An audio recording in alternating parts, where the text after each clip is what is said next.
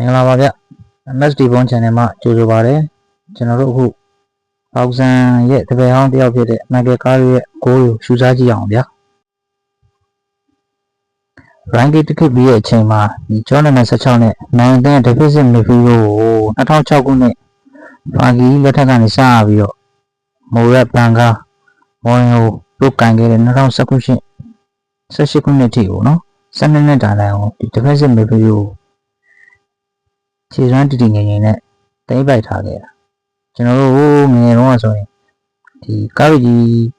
ကန်ခဲ့တဲ့ပွဲတွေမှာဆိုရင်ကားတွေပါလို့ပါမှန်းတော့မသိတော့သူ့ရဲ့ကစားရဲ့ role ကအရန်ကြီးကို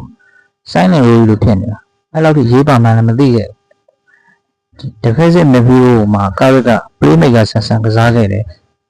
ကင်းဘောအရန်ကောင်းတယ် shooting နေရာလည်းကောင်းတယ် shooting နေမှာဆိုရင် power shooting နေမသုံးမှန်းနဲ့ကွန်ဖီတင်တွေပဲတောင်းနေကိုထည့်ခဲ့တာတွေ့ရတယ်ဆက်ကြည့်ကြအောင်ဗျာ